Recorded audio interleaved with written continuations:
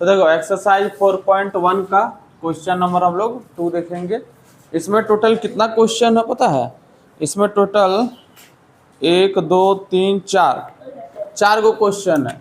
ये 2 का पहला नंबर क्वेश्चन है। इसी के अंदर टोटल कितना क्वेश्चन है? 1 2 3 और 4। एक्सरसाइज 4.1 के बाद खत्म हो जाएगा। देखो क्वेश्चन क्या बोलता है, बोला है कि एक आयताकार भूखंड का क्षेत्रफल 528 मीटर स्क्वायर है। क्षेत्र की लंबाई चौड़ाई के 2 गुने से 1 अधिक है। ये चीज ध्यान दो, ये इंपॉर्टेंट है। यहां से यहां तक इसमें तुमको कोई हल नहीं निकालना है, समीकरण बनाना है। क्या बनाना है?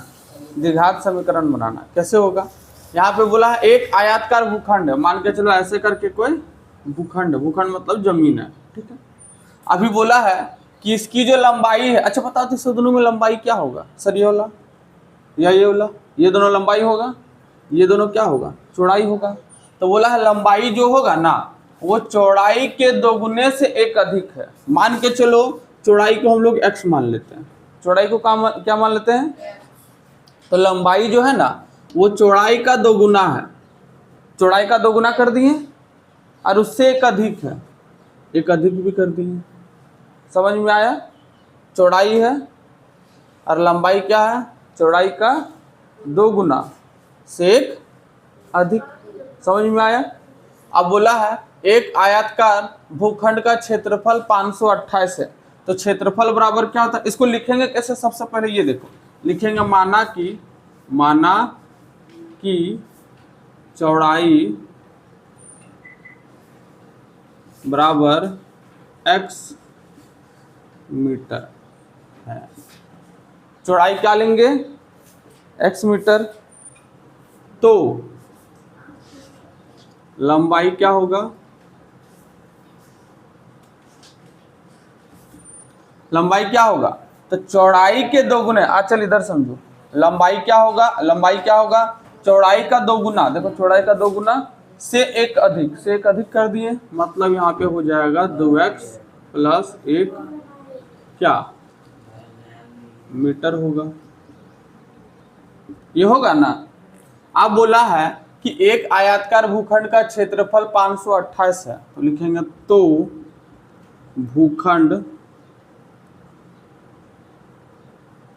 भूखंड का क्षेत्रफल, क्षेत्रफल क्या होता है बता तो?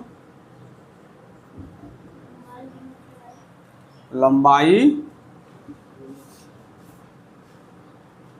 गुने चौड़ाई। लंबाई कितना है सर? 2x plus 1। चौड़ाई कितना है? x। और यही क्षेत्रफल कितना दिया है?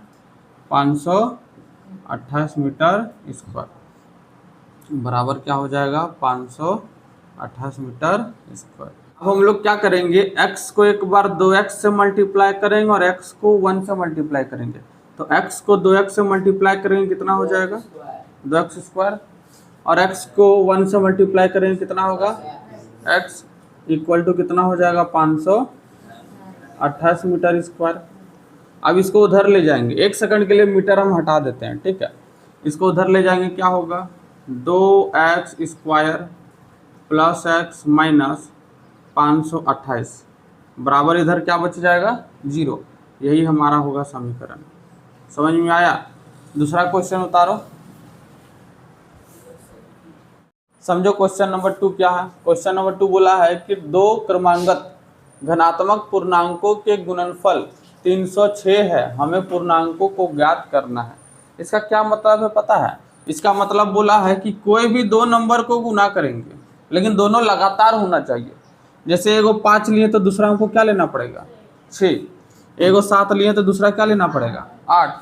एगो 8 लिए दूसरा क्या लेना पड़ेगा? 9। एगो 100 लिए दूसरा क्या लेना पड़ेगा? 200 कि 101। क्रमांगत मतलब होता है एक के बाद एक, और दोनों को गुना करने पर कितना आता है? 300। तो सर ना इसको गुना करने पर 306 आएगा, ना इसको, तो सर निकालेंगे कैसे? तो सबसे बढ़िया नहीं आता है तो हम इसको x मान लेते हैं। क्या मान लेते हैं? तो पहला नंबर अगर x होगा तो दूसरा नंबर क्या होगा? सर x से एक ज़्यादा, क्योंकि देखो इसमें 5 माने तो 5 से एक ज़्यादा लिए, 7 माने तो 7 से एक ज़्यादा लिए, 8 माने तो 8 से एक ज़्यादा लिए, 100 माने तो 100 से एक ज़्यादा लिए। तो हमको तो सर पता नहीं क्या होगा, तो x मान लेते हैं। तो सर दूसरा क्या होगा, दूसरा एक ज़्यादा हो जाएगा। लिखेंगे यहाँ पे हल में, माना कि पहली संख्या x, पहला संख्या क्या है x, तो दूसरी संख्या क्या हो जाएगा, दूसरी संख्या x + 1 होगी। समझ में आया। अब प्रश्न के अनुसार क्वेश्चन क्या बोला है, दो क्रमांगत धनात्मक पूर्णांकों का गुणनफल, दोनों को गुना कर देना है, गुणनफल x और x + 1, और दोनों को गुना करने पर कितना आएगा 306। इसको जैसे पहले हल किए थे वैसे अभी हल करो। x को x से करेंगे कितना हो जाएगा x², 2x नहीं होगा, x क्या होगा स्क्वायर होगा, और x को 1 से गुना करेंगे तो कितना हो जाएगा, x बराबर कितना हो जाएगा 306। इसको उधर ले जाओ, क्या हो जाएगा x² + x - 306 बराबर क्या हो जाएगा 0। यही हमारा क्या हो गया, द्विघात समीकरण। समझ में आया, लिख लो। आसान है ना, हार्ड है, लेकिन यही एग्जाम में आएगा तो लटक जाओगे। इसीलिए क्वेश्चन प्रैक्टिस करो, ये सब एकदम चुटकी में बनेला क्वेश्चन है, बहुत आसान है। देखो ध्यान से सुनना, ये क्वेश्चन नंबर 3 है। क्वेश्चन नंबर 3 क्या बोला है, एकदम ध्यान से सुनना, ठीक है। बोला है कि रोहन की माँ उससे 26 वर्ष बड़ी है। रोहन कोई साल का होगा, हमको तो पता नहीं है, लेकिन हमको ये पता है कि उसकी मम्मी उससे 26 साल कितनी है, बड़ी है। अभी बोला है कि उनकी आयु वर्षों में का गुणनफल अब से 3 वर्ष पश्चात 360 हो जाएगा। इसका क्या मतलब समझ में आ रहा है। मान के चलो कि रोहन कौन सा एज का होगा, x होगा। रोहन कितना साल का होगा, तो उसकी मम्मी कितना होगी सर, उससे 26 ज़्यादा। रोहन इतना और उसकी मम्मी इतना। समझ में आया। अब 3 साल बाद के बारे में बोल रहा है, 3 साल बाद। तो एक बात बताओ, अगर मेरा अभी 20 साल हो रहा है और सक्षम का भी 7 साल हो रहा है, तो 3 साल बाद मेरे में भी 3 जुड़ेगा तो सक्षम में भी 3 जुड़ेगा कि नहीं जुड़ेगा सर। 3 साल बाद अगर आपका 23 हो जाएगा तो सक्षम का कितना हो जाएगा, 10 हो जाएगा। 3 साल बाद वही इसमें होगा। तो एक बात बताओ, 3 साल अगर इसमें जुड़ेगा तो इसमें भी तो जुड़ेगा, जुड़ेगा नहीं जुड़ेगा। तो सर 3 साल बाद रोहन का आयु x + 3 हो जाएगा और उसकी मम्मी का आयु x + 26 और 3 कितना हो जाएगा, 29 हो जाएगा। और उसी आयु का गुणनफल, क्या गुणनफल कितना हो जाएगा, 360 हो जाएगा। समझ में आया। 360 है कि 306 है, 360 है। समझ में आया। तो इस तरह इसको बनाएंगे कैसे, ये समझ में आया। हम क्या बताएं, मान के चलो रोहन का तो आयु नहीं दिया हुआ है, खाली ये बोला है कि रोहन की मम्मी उससे 26 साल बड़ी है, वही ना बोला है। रोहन की मम्मी उससे कितनी साल बड़ी है, रोहन का तो आयु नहीं दिया, तो मानेंगे, लिखेंगे यहाँ पे हल में क्या लिखेंगे, माना कि रोहन की आयु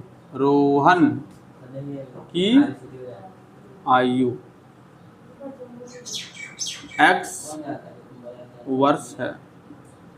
रोहन का आयु कितना मान लेंगे, x, तो उसकी माँ की आयु कितना होगा बता तो, x + 1 की 26, 1 साल ज्यादा है वर्ष। ये समझ में आया। अब बोला है अब से 3 वर्ष बाद, 3 वर्ष बाद क्या हो जाएगा, रोहन की आयु, रोहन की आयु। एक बात बताओ, अभी पूछे थे कि 3 वर्ष बाद रोहन का आयु में 3 जुड़ जाएगा।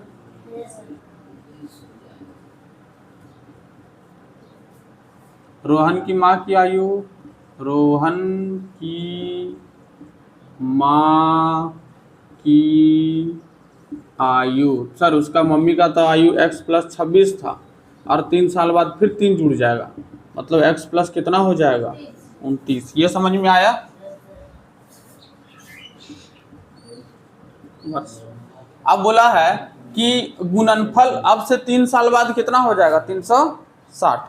तो फिर से लिखेंगे प्रश्न के अनुसार, अकॉर्डिंग टू क्वेश्चन, रोहन का आयु कितना है? सर रोहन का आयु है x प्लस 3 साल बाद। रोहन की मम्मी का आयु कितना है? x प्लस 29 3 साल बाद, और दोनों का आयु का गुणनफल कितना हो जाएगा 360।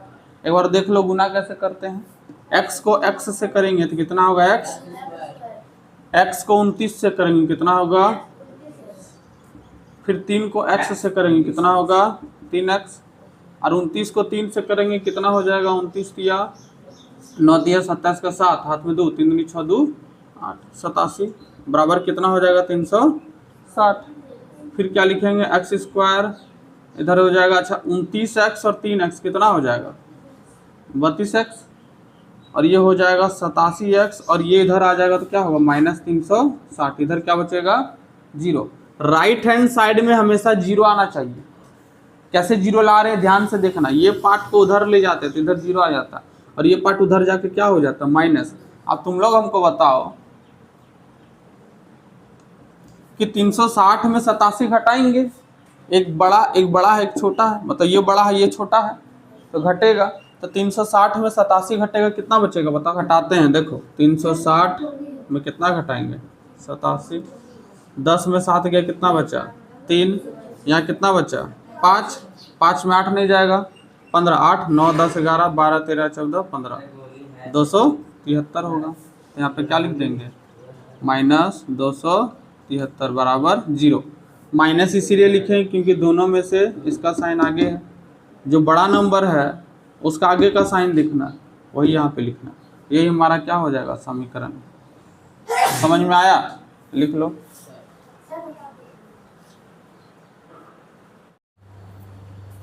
तो चलिए हम लोग अब लास्ट क्वेश्चन जो है, जो क्वेश्चन नंबर 4 है एक्सरसाइज 4.1 का, उसके बारे में देखते हैं। क्वेश्चन यहाँ पे क्या बोला है कि एक रेलगाड़ी 480 किलोमीटर की दूरी समान चाल से तय करती है। मतलब कोई रेलगाड़ी है, उसको डिस्टेंस कितना ट्रैवल करना है, दूरी कितना तय करना है 480 किलोमीटर। ठीक है, इतना समझ में आ गया। यदि इसकी चाल 8 किलोमीटर प्रति घंटा कम हो जाती है तो वह उस दूरी को तय करने के लिए 3 घंटे अधिक समय लेती है। तो बोला गया है कि मान के चलिए यहाँ से यहाँ हमारा 480 किलोमीटर है, कितना है 480 किलोमीटर। अब हमको ये नहीं बताया कि इसको तय करने में कितना समय लेगा, ये भी नहीं बताया, स्पीड भी नहीं बताया, लेकिन ये बताया है कि अगर हम इस ट्रेन का पहले जो भी स्पीड होगा, कुछ तो स्पीड होगा, उसमें अगर 8 किलोमीटर हम घटा देते हैं, 8 किलोमीटर प्रति घंटा हम घटा देते हैं तो समय ज़्यादा लग जाएगा। एक बात बताइए ना, चाल बराबर क्या होता है? चाल बराबर होता है दूरी बट्टा समय। चाल बराबर क्या होता है? दूरी बट्टा समय। अगर समय को हम लोग कम कर देंगे, समय को क्या कर देंगे कम, तो समय को कम कर देंगे तो चाल बढ़ जाएगा। समझना, समय को कम करेंगे तो चाल बढ़ेगा, समय को बढ़ाएंगे चाल कम होगा।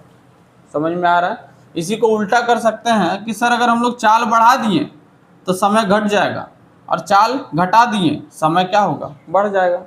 कहीं मान के चलो हमको यहाँ से धनबाद पहुँचना है, तो यहाँ से धनबाद पहुँचने में अगर हम 60 किलोमीटर प्रति आवर से जाएंगे तो आधा घंटा लगता है। कितना लगता है? आधा घंटा। वहीं हम इसका स्पीड घटा दिए, मान के चलिए 40 किलोमीटर या फिर 30 किलोमीटर प्रति घंटा से जा रहे हैं, तो हमको आधा घंटा की जगह क्या लगेगा 1 घंटा। मतलब सर अगर हम लोग चाल को घटा देंगे तो समय बढ़ जाएगा, और समय को घटा देंगे तो चाल बढ़ जाएगा। वही चीज़ है। अब यहाँ पे क्या पूछ रहा है कि अगर यहाँ पे चाल को घटा दिया गया तो समय बढ़ गया। देखिए चाल जो भी था उससे 8 किलोमीटर घटा दिया गया तो ऑटोमेटिक समय क्या हो जाएगा, बढ़ जाएगा। अभी बोला है कि हमें रेलगाड़ी की चाल ज्ञात करनी है। रेलगाड़ी का चाल क्या होगा, तो सबसे पहले लिखेंगे माना कि रेलगाड़ी का स्पीड जो है, रेलगाड़ी की गति, रेलगाड़ी का गति मान के चलो x किलोमीटर प्रति घंटा है। रेलगाड़ी का स्पीड कितना है, x किलोमीटर प्रति घंटा। और दूरी कितना दिया हुआ है सर, दूरी हमको दिया है 480 किलोमीटर, है ना। ये गति दिया है, ये दूरी दिया है, तो समय निकल जाएगा। समय क्या हो जाएगा, लिखेंगे यहाँ पे, तो समय बराबर क्या होता है, देखो चाल बराबर दूरी बट्टा समय, तो समय बराबर क्या हो जाएगा सर, समय बराबर हो जाएगा दूरी बट्टे चाल, ऊपर नीचे हो जाएगा ना। तो समय बराबर क्या हो जाएगा, दूरी हमारा कितना है सर, दूरी 480 है, बट्टे चाल मतलब गति, जो कि हमारा कितना है x किलोमीटर प्रति घंटा। इसको मान के चलो समीकरण हमारा क्या है, 1 है। समझ में आ रहा है। अब हम लोग क्या करते हैं, अब दूसरा देखते हैं। एक बात बताइए अब क्या होगा, अब बोला है यदि इसकी चाल 8 किलोमीटर कम हो जाती है, लिखेंगे यदि चाल 8 किलोमीटर प्रति घंटा कम होती है, तो यदि 40 का 8 किलोमीटर प्रति घंटा कम हो जाएगा, मतलब कि सर पहले चाल कितना था, पहले चाल कितना था सर, x किलोमीटर प्रति घंटा, यही माने थे, यही ना माने थे। और इसमें अब हम लोग क्या कर देंगे, 8 किलोमीटर प्रति घंटा को घटा देंगे। x किलोमीटर हमारा प्रति घंटा पहले था, अब उसमें हम लोग क्या करेंगे कि 8 किलोमीटर प्रति घंटा घटा देंगे, तो नई चाल ये हो जाएगा। समझ में आ रहा है। अब क्या करते हैं, समय दूरी वही रहेगा, दूरी घटेगा बढ़ेगा क्या, यहाँ से धनबाद का दूरी पहले जितना था अभी भी उतना होगा। हम लोग या तो चाल घटा सकते हैं या समय घटा सकते हैं, या चाल बढ़ा सकते हैं या समय बढ़ा सकते हैं, दूरी में कोई अंतर नहीं होने वाला। तो दूरी कितना रहेगा, वही रहेगा सर 480 किलोमीटर, वही होगा। अब इसमें अगर हम लोग नया समय लगाएंगे, नया समय, तो नया समय हमारा क्या हो जाएगा सर, फिर से अगर समय देखिएगा तो दूरी बट्टा चाल होता है, दूरी फिर से सर वही रहेगा, लेकिन इस बार चाल जो है वो अलग हो जाएगा। चाल इस बार हमारा क्या हो जाएगा, x - 8 किलोमीटर प्रति घंटा, ये चीज को हम लिखे हैं, ये हमारा क्या हो जाएगा समीकरण 2।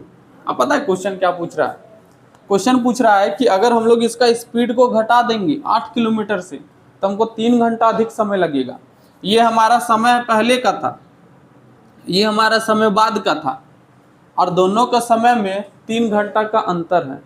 इसका क्या मतलब पता है, प्रश्न के अनुसार ये जो हमारा बाद का समय है, मतलब 480 किलोमीटर प्रति घंटा, मतलब 480 किलोमीटर बाय x, ये हमारा जो समय है x - 8, इसमें हम घटा देंगे पहले वाला समय को, मतलब 480 किलोमीटर बाय x, ये दोनों को घटाने पर हमारा कितना आ जाएगा पता है, 3 घंटा। यही क्वेश्चन में पूछ रहा है कि पहले जितना स्पीड था, स्पीड पहले क्या था x था, उसमें से हम 8 स्पीड घटा दिए, 8 किलोमीटर घटा दिए, तो समय मेरा कितना लग गया अधिक, 3 किलोमीटर लग गया। अगर हम अभी आपसे पूछे कि ये समय ज़्यादा होगा कि ये समय ज़्यादा होगा, तो आप क्या बोलिएगा, ये ज़्यादा होगा ना, ऐसे ज़्यादा होगा, क्योंकि सर यहाँ पे स्पीड घट गया, तो स्पीड घट जाएगा तो समय ज़्यादा लेगा, तो ये समय ज़्यादा ये समय कम, और दोनों का अंतर कितना घंटा का, 3 घंटा का। अब इसको कुछ नहीं करना है, हल करना है। 1 सेकंड के लिए हम सारा यूनिट को हटा देते हैं, तो हमारा सिर्फ नंबर बचेगा। यहाँ पे देखिए हमारा नंबर क्या बचेगा, हमारा बचेगा 480 बट्टे x - 8 माइनस 480 बट्टे एक्स बराबर क्या हो जाएगा 3। इसको हल कीजिए, कैसे हल करेंगे, इसका गुना कर लेंगे तो x और x माइनस 8, इसको इससे गुना कर देंगे तो 480 माइनस मतलब 480 को x से करेंगे तो 480x होगा, बाय इसको करेंगे तो ब्रैकेट में सबसे पहले लिखिए 480 और ये ब्रैकेट में आया x माइनस 8, इसी को हल करने पर कितना आना चाहिए 3 के बराबर आना चाहिए। अब इसको हल करो, कैसे होगा सर, 480x माइनस इसको मल्टीप्लाई करोगे तो 480x और माइनस माइनस प्लस 480 को 8 से गुना करेंगे तो 480 गुने 8 कितना हो जाएगा, 480 गुने 8 कितना हो जाएगा 0, 80 64 का 4 हाथ में 6, 8 32, 33 34 35 36 37 38, 3840 बाय ये कितना हो जाएगा, x को गुना करेंगे तो x स्क्वायर माइनस 8 को x से 8x, ये किसके बराबर हो गया 3 के बराबर हो गया। अब आप देख सकते हैं यहाँ पे 480x प्लस में है, 480x माइनस में है, आपस में कैंसिल हो जाएगा, कैंसिल कर देते हैं, इधर क्या बचेगा 3840, मार्कर चल नहीं रहा है, 3840 bye x square minus 8x बराबर क्या हो जाएगा 3, फिर क्रॉस मल्टीप्लाई करेंगे तो हो जाएगा 3840 इक्वल टू इसको इससे गुना करेंगे तो 3 को x से करेंगे तो 3x स्क्वायर हो जाएगा, माइनस 8 से कितना हो जाएगा 8 या 24x, कुछ नहीं किए, इसको इससे गुना कर दिए ये आया और ये पूरा टर्म को इससे गुना कर दिए तो ये एक बार इससे गुना होगा ये होगा, एक बार इससे गुना होगा ये होगा। अब इसको सही करके लिख देना है, अतः हमारा जो समीकरण आएगा वो होगा 3x स्क्वायर माइनस 24x और ये भी इधर आ जाएगा तो माइनस 3840 बराबर क्या हो जाएगा 0। ये हमारा जो है इसका क्या होगा समीकरण बनेगा जिससे हम लोग इसका चाल निकाल सकते हैं। समझ में आया? आई होप आपको ये क्वेश्चन समझ में आया होगा। अगर इस क्वेश्चन से रिलेटेड आपको कोई भी डाउट होगा तो आप कमेंट बॉक्स में नीचे कमेंट कर सकते हैं। अब हम लोग नेक्स्ट वीडियो में इसका जो नेक्स्ट एक्सरसाइज है जो कि है एक्सरसाइज 4.2 उसके बारे में डिस्कस करते हैं। तब तक आप जितने भी क्वेश्चन हैं आपके एक्सरसाइज में जितने भी मैंने बताए हैं उसको आप प्रैक्टिस कर लीजिए और जो भी नोट्स मैंने प्रोवाइड करवाए हैं मैं भी लिखवाया हूँ उसको आप रिवीजन कर लीजिए। मिलते हैं नेक्स्ट वीडियो में।